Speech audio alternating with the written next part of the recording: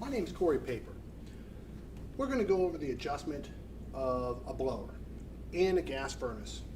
And in doing that, what I've focused on is how simply changing the blower speed to set it up properly for the manufacturer's guidelines to make sure that you've got the proper CFMs going across this coil for air conditioning and across this heat exchanger for heating makes all the difference in the world. Now traditionally, we have always been told or have assumed, some of the old school guys like myself, it comes on high from the manufacturer for air conditioning speed, it comes on low from the manufacturer for heating speed.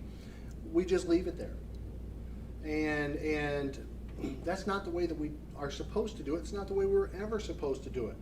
And so that is why I'm going over this. It's a very simple process. It's called checking external static pressure, or ESP. Static pressure is just a fancy name for resistance to the ductwork, and that's what we're checking.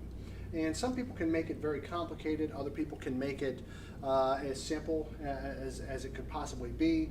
For me, I have a pretty simple method for checking that. Okay, first of all, you've got to take your measurement with a manometer before the blower and after the blower. Okay, some will say after the filter and before the coil. That's the same thing. The main thing is you don't want to take it before the filter and after the coil, because the filter and the coil oftentimes are your most restrictive devices inside of that ductwork. So you want to make sure that you're compensating for those by looking to see what they're actually drawing as far as resistance in this system. So in setting up your blower speed, we can see we've got a manometer right here, which is hooked up inside.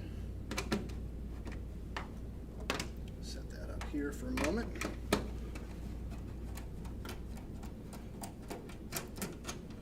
Take off this bottom door.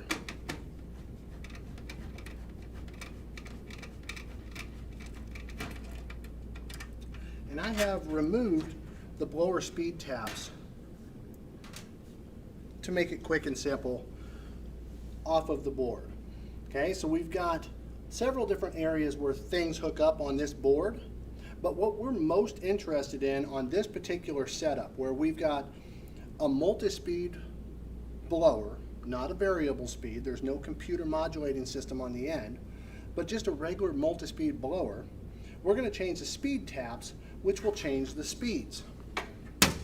If you'll notice, right on the back of the data plate, we actually have the different speeds and the colors that correspond with those. We've got black is your high speed, blue is your medium speed, orange is your medium low speed, and then red is going to be your low speed.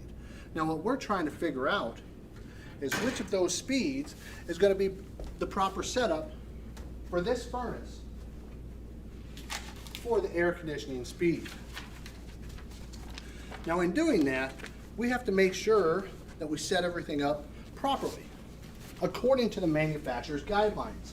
And the manufacturer's guidelines tell us that we've got to make sure and set it up according to the blower performance data, like you see on this chart.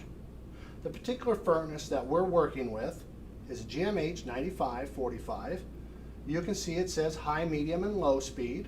We looked at the colors just a second ago so that we were adept at looking inside of the bottom of this blower compartment and seeing those colors. Across the top here is your actual static measurement, and that static measurement is going to correspond to an airflow noticed right below, CFM. What we're trying to do is set this up properly for the manufacturer. Down at the bottom, it actually tells us, in order to be set up properly for this manufacturer, we want 400 CFM per ton for cooling for this setup. So we're going to try to find that. Now right now, I have already set this up. So I know that we're set up for the proper blower speed right now as it sits. As you'll notice, we've got the orange wire in here. The orange wire is actually the wire that we're using, and it's low speed, and that's because I've already measured this. I have my manometer already hooked up. I'm going to go ahead and put in regular old filter. Okay, and these fiberglass filters are the ones that we're supposed to be using in a furnace. Even though most people use the MERV 11s or something like that, the manufacturer uses the fiberglass filters. So on this medium-low blower speed, we'll notice that once we're hooked up and we've got the right filter in there, our doors put back on, that we'll achieve a certain amount of static that's going to get us in range because I have tested it. Okay, now normally what I would do is I would start on high speed. I would go through from high speed all the way to low speed, and I would set up each of those statics, write down each of those statics in the installation guidelines. But I want you to see firsthand what it looks like when we've got the proper airflow on a manometer. Okay, so I've just turned it to on. Should kick on in just a moment. And as it does, you should see somewhere within range on here what the value we're looking for is. Okay, so immediately it pops right up to where it's going to operate at. We're at about 0.51, 0.52. You round that down to the next or the closest number, just like anything else. So we're going to round that down to 0.5. If you look at the installation guidelines for the system that we're working on, we're on medium-low, 0.5 inches of water column, gives us 884 for our value for CFMs. We've got a 2-ton system we're working with, and as the manufacturer specified, we're looking for 400 CFM per ton. 2 tons at 400 CFM per ton would give us 800 CFMs. So we're right at that value we need to be at. But one thing that we could do to possibly mess that up, just a slight amount, is put in a more restrictive filter. Now, I know most people use pleated filters. You got to remember, the pleated filters are not designed for these systems. There's a reason you can't go down to your local hardware store and get a filter that's designed by the manufacturer that made your system.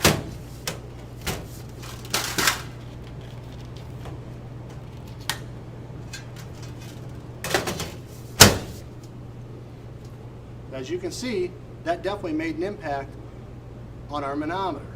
We went up a little bit. Now remember, this filter is brand new. There's no dirt on it. As it gets dirty, the more restrictive it's going to get. And it'll get dirty quicker. The fiberglass filters that we were just looking at won't hardly catch enough stuff that it'll get stopped up within the 30-day time frame that you're going to leave that thing in there with. Okay, so we're going to go ahead, take this filter out that we just put in there.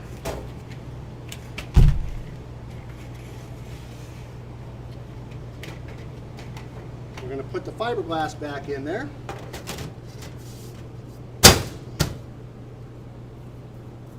We're going to change our blower speed. So when changing our blower speed, we're going to get inside of this blower compartment again.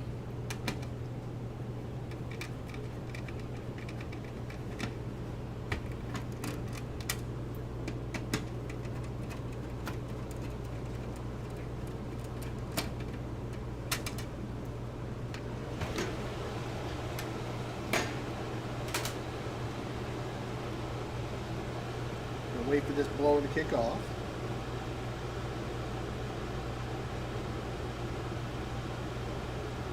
Once it kicks off, we're going to go right back up to that high speed that traditionally is where a lot of us have these already set up.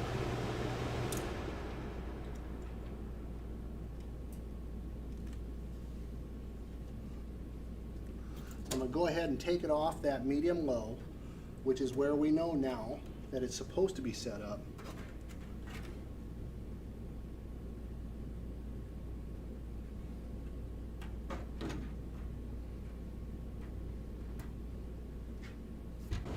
Okay, so now we have our fan back on. With our fan back on, we can see that high speed has jumped this all the way up to just over 0.6, right? 0.63, 0.62, somewhere around in there. What does that mean on our CFM? Because that's traditionally where the manufacturer would have left this, would be on high speed. That would be the manufacturer factory setting. So in looking at this, what would high speed have meant? Well, high speed at 0.6 inches of static would be 1,044 CFM. Way too much airflow for what we're looking for. So that amount of airflow would mean that we wouldn't get the right amount of cooling for what we're looking for. We've got to have somewhere around 800 CFM per ton. So that 800 CFM per ton is super important. If we left it on high speed and went in and checked our temp drop across the coil, we would notice our temp drop across the coil wasn't very good. We would also notice when we're checking our charge that our superheater subcooling would be off depending on the type of metering device that we've got. So we would have to go back and adjust the charge to compensate for the poor amount of airflow. And all we've talked about here is setting up the blower. If the blower's not set up right, nothing else will function correctly. We still have to have the proper size filter. We have to have the proper type of filter. Our charge has to be good. Our ducts have to be clear and open. We have to have enough return air. There's a lot of stuff that goes into this. But it all starts with the blower. If the blower is set up properly, you can work with everything else.